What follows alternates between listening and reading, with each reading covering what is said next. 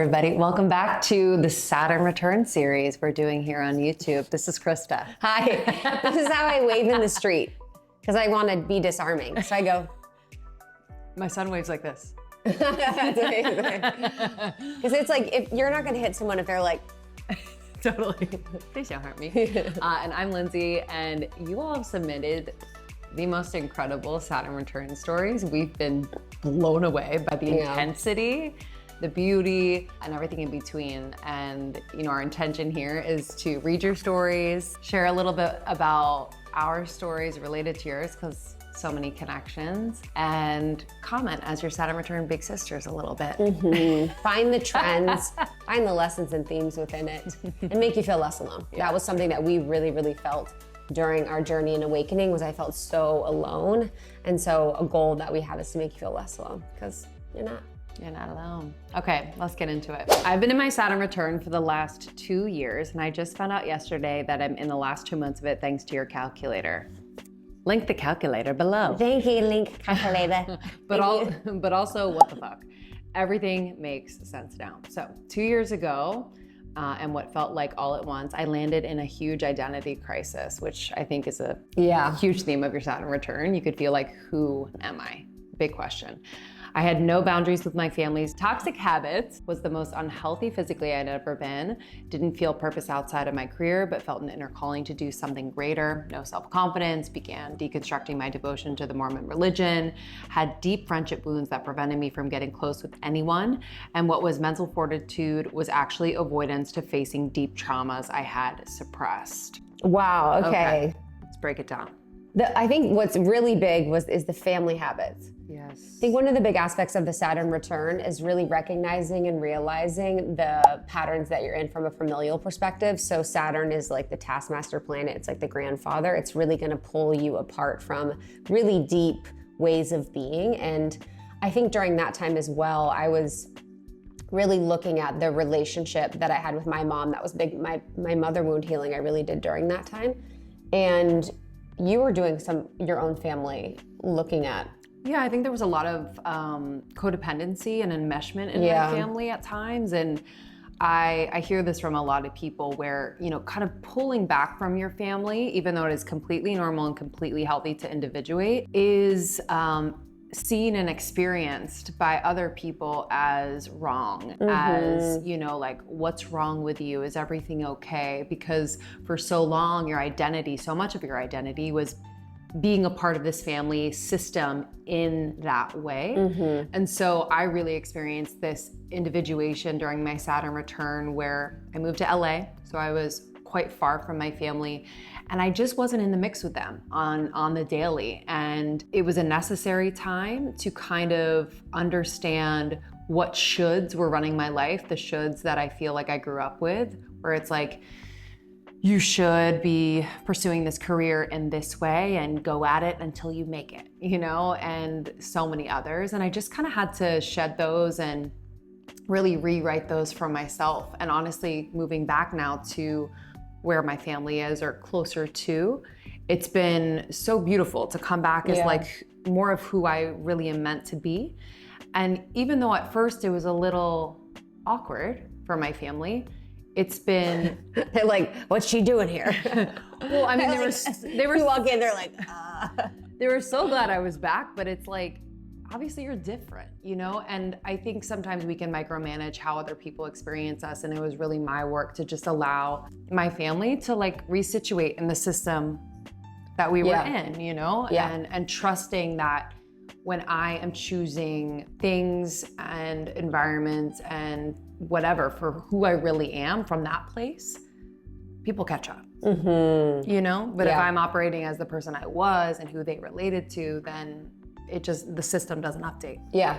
I think if we look at this as an example, this story, what we're looking at is the perfect case for the Saturn return and for your conscious awakening. We have someone that is literally having her religion her family, her relationships, Body. and her body all speaking to her, telling her, she's body. So we have these systems telling her who she should be, telling her how she should act and how she should feel, especially when you come from a religious upbringing. I've worked with a few women in my coaching that grew up very religious, and sort of the paradigms that you need to break around what that means so that you can come into center and being self-led is really profound. And really, you can be self-led and still be in really religious institutions. It doesn't mean that, but it's like, how can you choose that for yourself instead of having everyone else tell you who you should be? So it's almost like you're kind of breaking through out of a shell or a cocoon during this time to really blossom into who you came here to be. And when your body is speaking to you, I mean, if you're not aligned, your body will speak to you. If you don't feel good, your body will also let you know. So if in your mind you're like, I don't feel aligned, I don't feel expressed, I don't feel good, your body's listening and hearing all of that and going to react accordingly, whether your conscious mind wants it to or not. Yeah. So she says, my personality is proactive, driven, and resourceful. So I hopped on the opportunity to take what felt like an all-time low as a challenge to build myself anew. I discovered plant medicine and slowing down as the ultimate tools in this time. I treated myself so thoughtfully in this time. She distanced herself from her family and reapproached them half a year later to have the tough conversations that would actually begin a very productive healing for my entire family. I left the multi-six-figure agency that I built and hated to build the agency with purpose and niche that I actually wanted to build. Found a whole new sense of self that has a much kinder and knowing inner dialogue. Discovered purpose in life, including realizing I wanted to be a mother after years of saying, fuck no. This is my whole thing about that too. I have a theory on that. I feel like this is my theory. I think a lot of people think about motherhood and think about having children, and this is just my perspective and opinion, and they think that it's gonna change their life and that kids will be a burden, because I feel like kids of our generation with boomers felt like we were a burden because we were children to boomers. Because boomers are so selfish, dude. So they made you feel like a burden no matter what you did. It was like, my mom was like, God, why do I have to watch my child when I want to go to racquetball? And so as our generation, a lot of us felt like burdens. So now we're perceiving that motherhood or fatherhood is gonna also feel like a burden to us, but it's like, that doesn't need to be the story. And I also think boomers also like sacrificed so much for their children, and that sacrifice was like actually part of their identity, where it's like, I do everything for you. And so I think children take that on. You know what I mean? Where it's like, oh, that doesn't sound fun. Totally. Like sacrifice your like friendships or like spending time with your spouse. Like, at least that was my experience with my parents, where it's like they never went on dates ever or took time for themselves. My mom would never get like a manicure. You know, it was like always just like kids focused. Mine was opposite.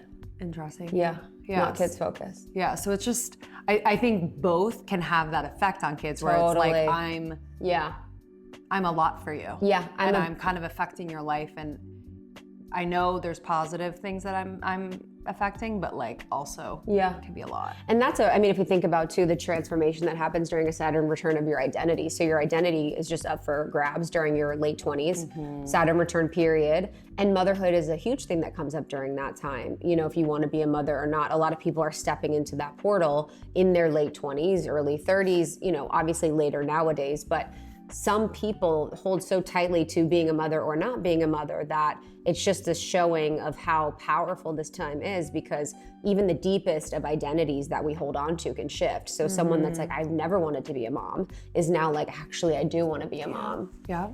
And it sounds like she's really created, she said she's surrounded by the most loving and supportive female friends. And I think it's, you know, something that can happen when you individuate from your family and you realize, you know, that like corny saying, like you can have chosen family as well. And I think that becomes such an integral support system as you navigate the Saturn return, is like calling in more aligned friendships. What could also be happening is you're shedding the friendships that kind of are operating on that old you know, that don't feel quite as aligned or conscious as you would like them to be. Yeah. It's huge. I think what I've also part of my journey was being so much in the masculine in my Saturn return. And it's almost like she was in that too, where she was saying that she was repressing some of her trauma. And she was like always like someone that had a lot of agency. She was proactive, driven, and resourceful, which are, more masculine traits. And it is like we sort of move in that way because we're still shifting and moving in the paradigm of patriarchy or capitalism or a society that really prioritizes the masculine. So during this time when you're still enacting unconsciously before your Saturn return, you kind of grow up in that. So a lot of the Saturn return awakening too, the late 20s, is a time of like stepping more into the feminine, stepping more into softness, stepping more into those aspects of you that sometimes we're ignoring when we grow up in this culture that's teaching us how to be. And so it sounds like she did that.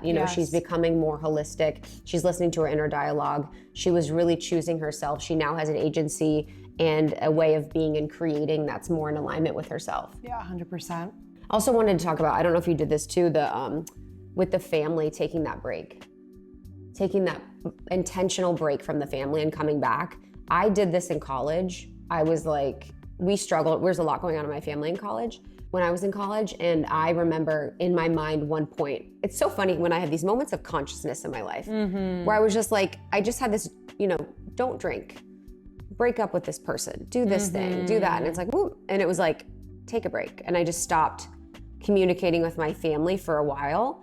And it was just so intentional and so helpful for me to just like kind of pull back and just redefine and create self. Totally. And create and be who I was outside of what was going on with them. I think we all needed a little time out. I think my whole fam needed a little moment. And I do think you can really have intentional pauses from family. I really think it's a healthy thing to do, to go away and come back anew. And did you have a conversation, or it was just kind of you did it, but knowingly was doing it? I was probably like, fuck you guys. I don't want to do this anymore. And they're like, all right, where's pickleball today? Yeah, dude, honestly. They're like, whoa, okay, see ya. They're like, did you hear what she said? I didn't either. Because I think that's a very advanced thing to be like, hey guys, I'm gonna take 100% take a little break. To be like, it's about me. Yeah. This is about my process. Which I think boomers don't really. Oh no, what do you mean? Yeah, they're kind of like. I probably was like, you? I probably said it aggressively and with a charged manner of I'm done talking to you. Yeah. But I think it is so necessary. Mine was like less conscious. It just happened with distance. It happened with like, I think my siblings a bit. We were just in very different like stages of our life. And we were so busy in LA. So I was just kind of like, we were just doing a lot and I didn't keep in touch as much. I know. There's nice. In your 20s, you kind of are in that too. So permission for that. She finishes by saying Saturn return was a bitch, but in 2 years of lessons, it humbled me, spoke to my soul, and built me up. I'm almost 30 in 6 months, yay, and feeling so new and so aware. I loved my Saturn return. Oh, I love that. Okay. I love that. Yeah. You can love it. And to have that like clarity before you even turn 30, I feel like I didn't realize my Saturn return was what it was and how profound it was until a few years into my 30s. Yeah. You know? I remember on my 30th birthday feeling really good. I remember my post on my 30th birthday, I said, it took 29 years to figure out who I was. On 30, I became that person. Oh, that's a good one. Isn't that a good one? Yeah, it's great. What was the picture? I'll tell you what the picture was. My hair in the turtleneck. Oh, I know exactly the picture. I was like this. Oh, I know exactly the picture. Oh, you know the picture, because we were at that shoot. Yeah. I was like... Totally. And everyone's like, did you cut your hair? Yeah, I was like, whoa. My lips were huge. I was like...